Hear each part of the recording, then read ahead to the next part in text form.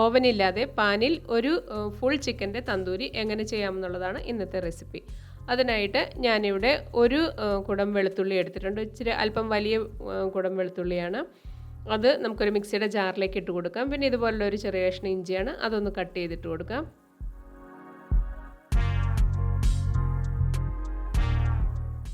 പിന്നെ ഒരു table spoon Kashmiri chilli പൗഡറാണ്.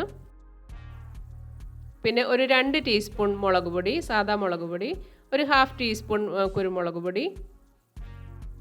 പിന്നെ ഇതൊരു 1/2 കപ്പോളം തൈരുണ്ട്, അതൊന്ന് ഞാൻ അരിച്ചെടുത്തിട്ടുണ്ട്, അതുകൂടി ഇട്ട് കൊടുക്കാം.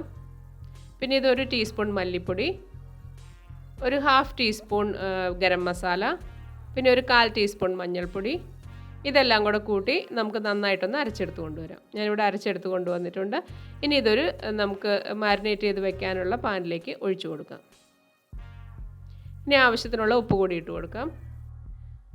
ഇനി ഒരു നാരങ്ങയുടെ പകുതിയാണ്, അതുകൂടി ഒഴിച്ചു കൊടുക്കാം. കുരു മാറ്റിയതിന് ശേഷമാണ് ഞാൻ നാരങ്ങ എടുത്തത്. ഇനി ഇത് കസ്തൂരി മേത്തിയാണ്. ഒരു 1/4 ടീസ്പൂൺ കസ്തൂരി മേത്തിയുണ്ട്, അതൊന്ന് കൈ കൊണ്ട് ഒന്ന് ഞെരടിയതിന് ശേഷം അതുകൂടി ഇട്ട് കൊടുക്കും. ഇനി ഇത് നമുക്ക് നന്നായിട്ടൊന്ന് മിക്സ് ചെയ്തെടുക്കാം. ഞാനിവിടെ മിക്സ് ചെയ്തിട്ടുണ്ട്. ഇനി ഇതിലേക്ക് നമുക്ക് ചിക്കൻ ഇട്ട് കൊടുക്കാം. ഞാനിവിടെ ഒരു ഫുൾ ചിക്കനാണ്. 1 കിലോയിൽ കുറച്ച് കുറവുണ്ട്. സ്കിന്നെല്ലാം മാറ്റിയതിന് ശേഷം 1 കിലോയിൽ താഴെയുള്ള ഒരു ചെറിയ ചിക്കനാണ്. അതൊന്ന് ഞാൻ ഇതുപോലെ വരഞ്ഞു കൊടുത്തിട്ടുണ്ട്. ഉള്ളിലേക്കെല്ലാം മസാല പിടിക്കുന്നതിനും നന്നായി വെന്ത് കിട്ടുന്നതിനും എല്ലാം വേണ്ടിയിട്ടാണ്. ഇനി ഇതിലേക്ക് നമുക്ക് നന്നായിട്ട് ഈ മസാല ഒന്ന് പുരട്ടി കൊടുക്കാം. ചിക്കൻ്റെ എല്ലാ ഭാഗത്തേക്കും നന്നായി മസാല പുരട്ടിയിട്ടുണ്ട്. ഇനി ഇത് നമുക്ക് ഒരു 2 മണിക്കൂറെങ്കിലും ഫ്രിഡ്ജിൽ ഒന്ന് നമുക്ക് മാരിനേറ്റ് ചെയ്ത് വെക്കണം. ഇനി ഇതൊന്ന് കവർ ചെയ്തതിന് ശേഷം നമുക്ക് ഫ്രിഡ്ജിലേക്ക് എടുത്ത് വയ്ക്കാം.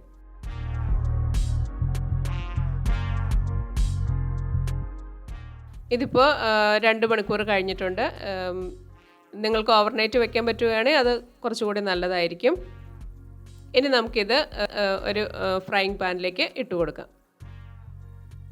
ഞാനിവിടെ ചട്ടി ചൂടാക്കാൻ വെച്ചതിന് ശേഷം അതിലേക്ക് ഈ ചിക്കൻ ഇട്ട് കൊടുത്തിട്ടുണ്ട്. ആ മസാല ഈ ചിക്കനിലേക്ക് ഒന്ന് പുരട്ടി കൊടുക്കുന്നുണ്ട്. ഇനി അത് അടച്ചു വെച്ച് നമുക്ക് വേവിക്കാം. ഇനി ഇതൊന്ന് മറിച്ചിട്ട് കൊടുക്കാം.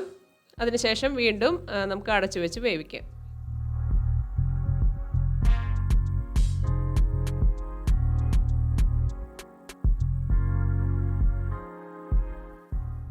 ഇപ്പോൾ ചിക്കൻ വെന്ത് വന്നിട്ടുണ്ട്.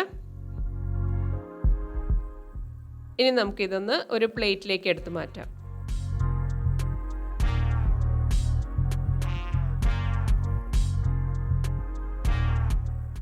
ഒരു പ്ലേറ്റിലേക്ക് മാറ്റിയിട്ടുണ്ട്. ഇനി ബാക്കിയുള്ള മസാലയിലേക്ക് ഞാനൊരു ടീസ്പൂൺ ബട്ടർ ഇട്ട് കൊടുത്തിട്ടുണ്ട്. നമുക്കിതൊരു ഡിപ്പായിട്ട് എടുക്കാവുന്നതാണ്.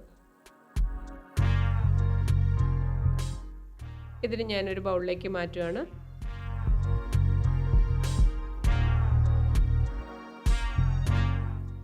ഇനി ഈ സെയിം പാനിലേക്ക് നമുക്ക് ആ ചിക്കൻ ഇട്ട് കൊടുക്കണം. അതിനായിട്ട് ഒരു ടേബിൾ സ്പൂൺ ബട്ടർ എടുത്തിട്ടുണ്ട്. ആ കൂട്ടത്തിൽ തന്നെ ഞാനൊരു 2 ടേബിൾ സ്പൂൺ എണ്ണ കൂടി ഒഴിച്ചു കൊടുക്കുന്നുണ്ട്. ഇനി ഈ ചിക്കൻ ഇതിലേക്ക് ഇട്ട് കൊടുക്കാം. ഇനി ഇത് തുറന്ന് വെച്ച് നമുക്ക് ഈ ഷാലോ ഫ്രൈ ചെയ്തെടുക്കണം. ഒരു വശമായി കഴിയുമ്പോൾ നമുക്കതൊന്ന് മറിച്ചിട്ട് കൊടുക്കാം. സൂക്ഷിച്ചിട്ട് കൊടുക്കണം, അല്ലെങ്കിൽ ചിക്കൻ ചിലപ്പോൾ ഇറച്ചിയെല്ലാം വിട്ടുപോരും. ഇനി 2 വശവും നന്നായിട്ടൊന്ന് നമ്മൾ മൊരിയിച്ചെടുക്കണം. കാലിൻ്റെ ഭാഗമൊക്കെ ഒന്ന് പ്രസ് ചെയ്ത് കൊടുത്ത് നമ്മൾ മൊരിയിച്ചെടുക്കണം. ഇല്ലാന്നുണ്ടെങ്കിൽ അവിടെയൊന്നും ശരിക്കും മൊരിഞ്ഞ് കിട്ടില്ല. ഇനി ഇതിനൊരു തന്തൂരിയുടെ ഒരു ഫ്ലേവർ, മെയിനായിട്ടും ചാർക്കോളിൻ്റെ ഒരു ഫ്ലേവർ വരണമല്ലോ, അതിനായിട്ട് ഞാനൊരു ചാർക്കോൾ എടുത്ത് കത്തിക്കാനായിട്ട് വെച്ചിട്ടുണ്ട്. ഇനി അത് ഈ പ്ലേറ്റിലേക്ക് ഒരു ബൗളിൽ ആ ചാർക്കോൾ എടുത്ത് വെച്ച് കൊടുക്കാം. അതിനുശേഷം അതിലേക്ക് ഒരു എണ്ണയോ അല്ലെങ്കിൽ നെയ്യോ ഒഴിച്ചു കൊടുക്കാം. ഇനി നമുക്കിതൊന്ന് കവർ ചെയ്ത് വെക്കാം. ഞാനിപ്പോൾ ഫ്ലെയിം ഓഫ് ചെയ്തിട്ടുണ്ട്.